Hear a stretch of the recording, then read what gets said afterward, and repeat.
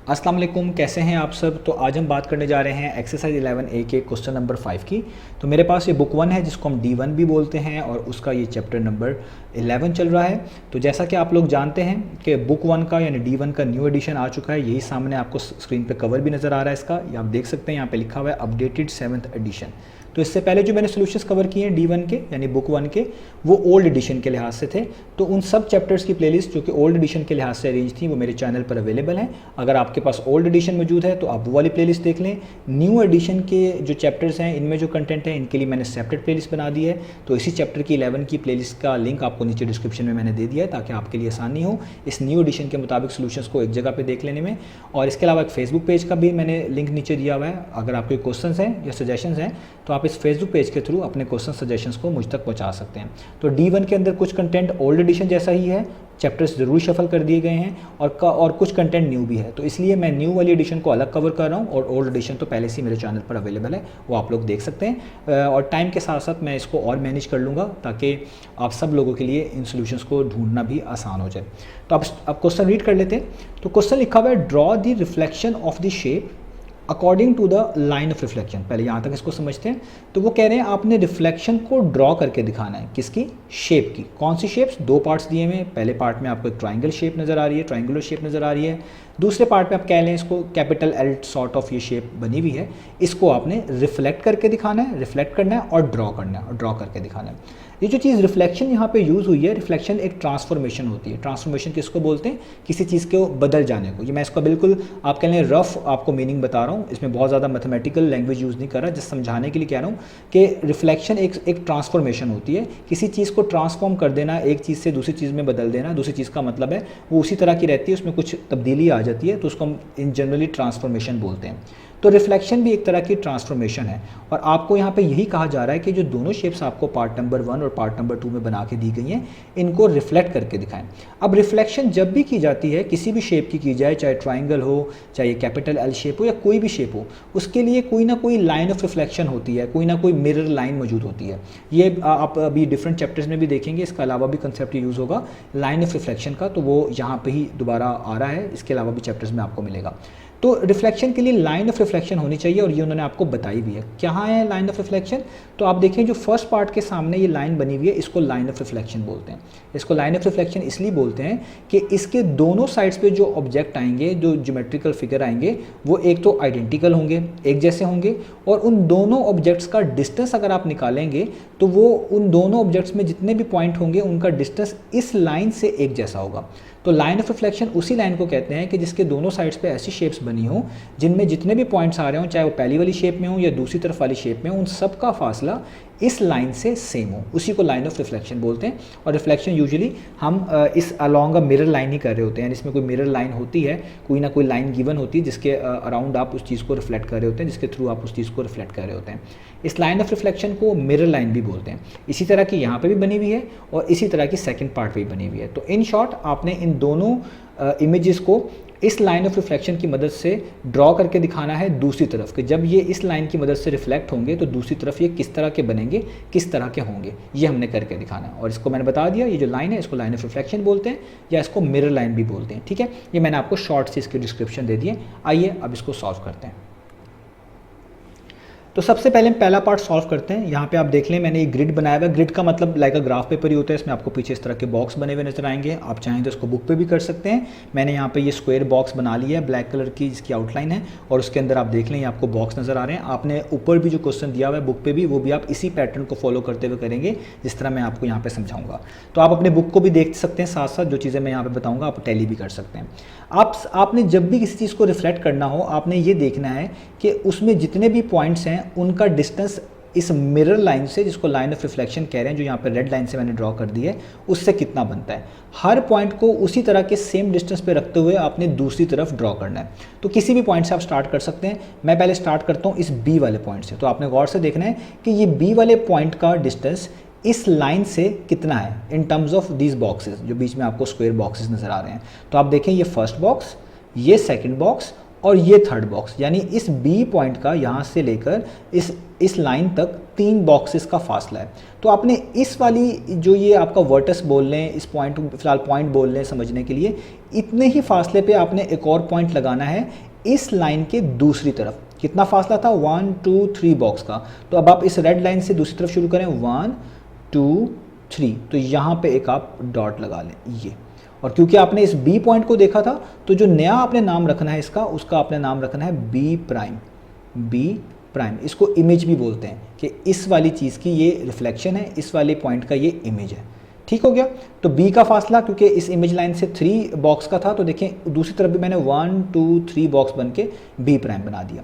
अब आप ए देखें, ए का गैप, ए का फासला इस रेड लाइन तक कितना है इन टर्म्स ऑफ बॉक्सेस। तो यहाँ से काउंट शुरू करेंगे, जहाँ से ये पॉइंट शुरू हो रहा है इसके नीचे देखें 1 बॉक्स 2 बॉक्स 3 4 5 6 7 8 फासला है। तो आपने भी इस लाइन से 8 बॉक्स दूर दूसरा पॉइंट बनाना है। तो यहाँ से शुरू करते हैं, लाइन यहाँ पे है ये रेड लाइन, इसे पहला box, second, third, fourth, fifth, sixth, seventh और 8th, यहाँ पे आपके पास आगे ख़त्म हो रहा है। तो इस पर हम यहाँ पे लिख देंगे, एक और डॉट बना देंगे इस तरीके से। देखें पोजीशन देखिएगा मैं कहाँ पे बना रहा हूँ, क्योंकि आपने इस ए वाले लेटर को, इस ए वाले पॉइंट को, इस ए वाले वर्टस को रिफ्लेक्ट किया है, इसका डिस्टेंस निकाला है। तो इधर जो होगा इसका नाम चेंज हो जाएगा, इधर आप इसका नाम रखेंगे ए प्राइम। तो प्राइम का मतलब है ये रिफ्लेक्टेड इमेज है, मिरर इमेज इनको हम बोलते हैं कि मिरर रिफ्लेक्ट होने के बाद ये इस तरह के बनेंगे। अब करते हैं सी की बात। अब सी का फासला देखें इसी मिरर लाइन से आई प्राइम से कितना है। तो सी यहाँ पे है, ठीक है। यहाँ से स्टार्ट करते हैं 1 बॉक्स 2 3 4 5 6 7 8, यानी आपने इधर से 8 बॉक्स छोड़ने हैं और एक पॉइंट लगा देना है। तो शुरू करते हैं, यहाँ पे मिरर लाइन है 1 2 3 4 5 6 7 एंड 8, यहाँ पे आया तो यहाँ पे ये आ गया, ठीक है। और आप इन पॉइंट्स की लोकेशन भी देखिए मैं किस तरह लगा रहा हूँ, जिस तरह यहाँ पे पॉइंट इधर लगा हुआ है कॉर्नर पे, इधर भी ऐसे लगा हुआ है। अब आपने इनको ज्वाइन कर देना है, ठीक है। तो मैं इनको ज्वाइन कर देता हूँ। तो लेट्स से ये बी वाला पॉइंट तो ज्वाइन हो जाएगा इससे, देखिए ये मैंने ज्वाइन कर दिया, ठीक है। इसी तरीके से इन सबको आपस में ज्वाइन करना आपने। तो ये ए वाला पॉइंट इधर ज्वाइन कर लेंगे हम, इससे स्ट्रेट लाइन से ज्वाइन करना है। बॉक्स अच्छे से काउंट कर लेने, बॉक्स आप काउंट कर लेंगे तो कोई भी गलती नहीं होगी। और अगर आपने बॉक्स गलत काउंट कर लिए तो डेफिनेटली जो आपके पास इमेज बनेगा वो ख़राब बनेगा। तो ये यहाँ पे हमारे पास हो गई है। और क्योंकि यहाँ पे इस सी वर्टस को, सी पॉइंट को कह लो समझाने के लिए, इसको आपने रिफ्लेक्ट करके दिखाया है, मिरर लाइन की दूसरी तरफ बना के दिखाया है। तो इसका जो ये वाला पॉइंट होगा इसको बोलेंगे इसका इमेज या मिरर इमेज। तो इसके ऊपर सी प्राइम डाल देंगे। तो इसने देखें आपने रिफ्लेक्शन करके दिखा दी। इसका मतलब है ये वाला ट्राइंगल, इस लाइन को अगर देखा जाए, इस मिरर लाइन को देखा जाए, इस लाइन ऑफ रिफ्लेक्शन को देखा जाए, इससे रिफ्लेक्ट होने के बाद दूसरी तरफ इस तरह का दिखेगा। इसी को हम रिफ्लेक्शन बोलते हैं। और दूसरी खूबी इसमें क्या होती है, जो मैं रिफ्लेक्शन की डेफिनेशन के अंदर ही बता चुका हूँ, कि जब आप किसी चीज़ को रिफ्लेक्ट करते हैं तो उन दोनों इमेजेस में जो उसके दोनों तरफ बनेंगे, उन दोनों में जितने भी पॉइंट्स होंगे, उन सब पॉइंट्स का फासला इस रेड लाइन से, जिसको लाइन ऑफ रिफ्लेक्शन बोलते हैं, वो सेम ही होता है। जिस तरह आप देखिए बी प्राइम का फासला इस लाइन से कितना है, 1 2 3। इस वाले बी का कितना है, 1 2 3। ए का कितना है, 1 2 3 4 5 6 7 8। इधर ए प्राइम का कितना है, 1 2 3 4 5 6 7 8। इस तरह सी को देखें, 1 2 3 4 5 6 7 8, इसका 8 बॉक्स का फासला है। इधर भी देखें सी, यहाँ पे इस बॉक्स को काउंट करेंगे 1 2 3 4 5 6 7 8। तो हर पॉइंट्स का गैप चाहे इस शेप से ले लें चाहे उस शेप से ले लें, सेम है। तो इसी को रिफ्लेक्शन बोलते हैं। तो ये हो गया इसका फर्स्ट पार्ट। अब हम स्टार्ट कर लेते हैं इसका पार्ट नंबर 2। जिस तरह पार्ट नंबर 1 में हर पॉइंट का गैप हमने देखा है, फासला देखा है इस मिरर लाइन से, रेड लाइन से, और उतने ही गैप पे उसके इमेजेस दूसरी तरफ बना के दिखा दिए हैं। इधर भी ऐसे ही करना है। तो हम स्टार्ट कर लेते हैं। तो जो पॉइंट सबसे पहले यहाँ पे नजर आ रहे हैं, इन्हीं से स्टार्ट करेंगे हम। तो यहाँ पे लिखा हुआ है पहले बी। तो आप इस बी का फासला देखें इस मिरर लाइन से कितना है, जिसको हम लाइन ऑफ रिफ्लेक्शन भी बोलते हैं। तो यहाँ से इसका फर्स्ट वाला काउंट करेंगे, first box, second box, third box. तो 3 बॉक्सेस का गैप है। तो दूसरी तरफ भी इसी लाइन पे रहते हुए 3 बॉक्सेस के गैप पे आपने बी प्राइम लिख देना है। तो देखिए 1 2 3। तो यहाँ पे आप लिखेंगे बी प्राइम। तो ये देखिए ये वाला क्या हो गया, बी प्राइम। इस तरीके से आपने मेंशन करना है। याद रहे जितने भी आप ये डिस्टेंस निकालते हैं ये वर्टिकल निकाल रहे हैं। आप देख रहे हैं मैं यहाँ पे डॉट लाइन बना के दिखा रहा हूँ, आपको बनाने की ज़रूरत नहीं है, ये बिल्कुल वर्टिकल एक जो है देखने में आपको ये हॉरिजॉन्टल लग रही होगी, लेकिन इस इमेज लाइन के लिहाज से देखें तो रेड लाइन के ऊपर इस तरह की लाइन ड्रॉ करने का मतलब है ये उस पर 90 डिग्री का एंगल बनाती है। तो इस तरह ही आपने डिस्टेंस कैलकुलेट करना है, ये नहीं कि आप कुछ इस तरह काउंट कर रहे हो या कोई ऊपर से नीचे काउंट कर रहे हो, जिस लाइन में है उसी लाइन में आपने काउंट करने हैं स्ट्रेट, ठीक है। तो मैंने बी प्राइम यहाँ पे लगा दिया, इसी पैटर्न को फॉलो करना है सी वाले में। तो देखिए सी यहाँ पे लिखा हुआ है, तो ये जहाँ पे सी लिखा हुआ है ये बॉक्स काउंट होगा, क्योंकि यहाँ से स्टार्ट हो रहा है वो 1 2 3 बॉक्स के बाद, तो उधर भी देखिए 1 2 3, तो ऑब्वियस बात है वो इसके ऊपर ही आना था, देखिए उधर ही ऊपर ही आया, ये मैंने पॉइंट लगा दिया यहाँ पर उसको, और इसके ऊपर आप क्या लिख देंगे सी प्राइम। तो यहाँ पे मैं लिख देता हूँ कि ये हमारे पास क्या आ गया है सी प्राइम, क्योंकि सी का इमेज था तो इसलिए इसका नाम सी प्राइम ही रखना था। अब इस तरह बाकी को भी करते हैं, डी को देखें, जहाँ यहाँ ये डी पॉइंट है, तो ये जहाँ पे डी खुद लिखा हुआ है ये बॉक्स काउंट होगा 1 2 3 4 5 6 7 बॉक्स का गैप है, तो इसी लाइन पे रहते हुए कुछ भी चेंज नहीं करना, इसी तरह ही आगे 7 बॉक्स काउंट करने 1 2 3 4 5 6 7 यहाँ पे हुआ, और इसके बिल्कुल यहाँ पे आएगा ये वाला पॉइंट, ठीक है। उधर भी आप देखें जहाँ पे डी लिखा हुआ है उसके नीचे, इधर भी ये पूरे बॉक्स के यहाँ पे नीचे, तो ये डी का इमेज है, तो आप इसको क्या कहेंगे, इसको आप कहेंगे डी प्राइम। तो देखिए मैं यहाँ पे लिख देता हूँ डी प्राइम, ठीक है। अब इसी तरह ए की बारी है, अब देखें ए यहाँ पर है, तो ये फर्स्ट बॉक्स काउंट होगा, ये इसके नीचे वाला, यानी ये 1 2 3 4 5 6 7 8 के गैप के बाद इसी तरह इसी लाइन में वर्टिकली 1 हॉरिजॉन्टली भी आप कह सकते हैं, सामने देखने के लिहाज से, मैं परपेंडिकुलर के लिहाज से इसको बोली जा रहा हूँ, तो आपने 8 बॉक्सेस काउंट करने हैं, क्योंकि ए का गैप रेड लाइन से 8 बॉक्सेस का है।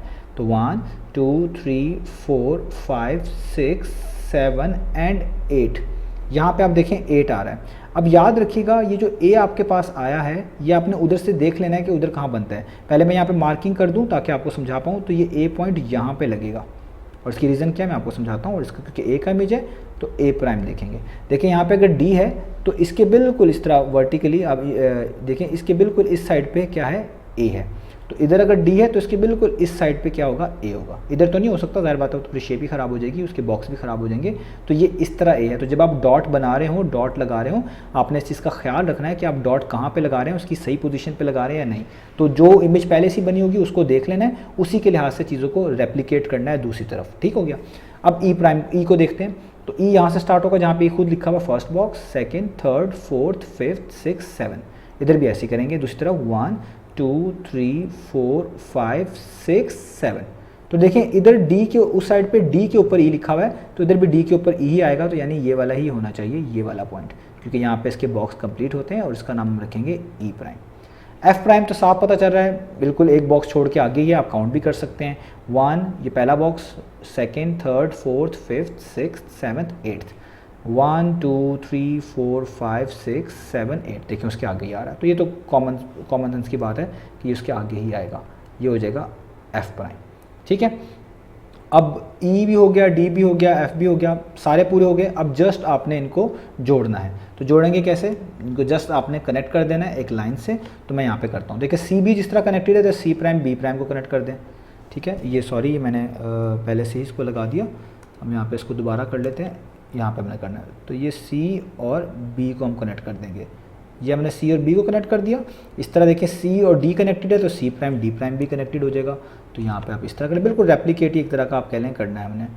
तो ये हमने इसको भी कनेक्ट कर दिया, ठीक है। इसी तरीके से ए बी कनेक्टेड थे तो यहाँ पे बी प्राइम ए प्राइम कनेक्टेड होंगे, तो हम यहाँ पे करेंगे इसको बी प्राइम और ए प्राइम को कनेक्ट कर दिया यहाँ पे इस तरीके से। इसके बाद इनको ऊपर भी कनेक्ट कर देंगे, जिस तरह डी ई से है, ए एफ से है, तो देखें ए और एफ को कनेक्ट कर देता हूँ पहले, ये मैंने ए एफ को कनेक्ट कर दिया, और इस तरह डी और ई को कनेक्ट करता हूँ, यानी डी प्राइम और ई प्राइम को कनेक्ट करता हूँ दूसरी साइड पे। तो ये हमारे पास हो गया डी प्राइम और ई प्राइम, और इस तरह ये एफ ही कनेक्टेड है तो वहाँ पे ई एफ कनेक्टेड है। तो यहाँ पे हम कर लेंगे इसके साथ इसको इस तरीके से, ये देखें। तो इसको बोलते हैं, ये इसका मिरर इमेज है, और इसी को हम कहते हैं कि रिफ्लेक्शन क्या होती है कि वो एक ऑब्जेक्ट को इस मिरर लाइन के दूसरी तरफ फ्लिप कर देती है। तो जिस तरह ये था, अब देखें फ्लिप होके ऐसा हो गया। इसी को हम रिफ्लेक्शन बोलते हैं, यही चीज़ रिफ्लेक्शन कहलाती है। तो आपको लाइन ऑफ रिफ्लेक्शन भी समझ आ गया। लाइन ऑफ रिफ्लेक्शन बोलते हैं एक ऐसी लाइन को जिसके दोनों साइड्स पे जो आपको ज्योमेट्रिकल फिगर्स नज़र आएंगे, उनमें जितने भी पॉइंट्स होंगे उन सब पॉइंट्स का फासला, चाहे वो इस वाली फिगर से लिया जाए चाहे वो दूसरी वाली फिगर से लिया जाए, उन सब पॉइंट्स का फासला इस मिरर लाइन से हमेशा एक जैसा ही होता है। तभी हम इसको कहते हैं कि यहाँ पे रिफ्लेक्शन हुई हुई है, और जिस लाइन के थ्रू हुई है, जिस लाइन की दोनों तरफ हुई है, उस लाइन को मिरर लाइन या लाइन ऑफ रिफ्लेक्शन भी बोलते हैं। बस याद रखिएगा, ये गैप ढूंढते वक्त आपने ख्याल करना है आप कितने बॉक्सेस शिफ्ट कर रहे हैं, और दूसरी बात आपने इस चीज़ का भी ख्याल रखना है कि जो पॉइंट्स प्लेस कर रहे हैं वो प्रॉपर उसी तरह प्लेस करिएगा जो उनकी ओरिएंटेशन बनती है, जो उनका डिस्टेंस प्रॉपर बनता है। अगर आपने पॉइंट्स आगे पीछे पेस्ट किए या ड्रॉ किए तो आपके लिए मुश्किल हो जाएगी। तो उम्मीद है आपको क्वेश्चन समझ आएगा। इंशाल्लाह नेक्स्ट वीडियो से मिलेंगे बाकी सॉल्यूशंस के साथ।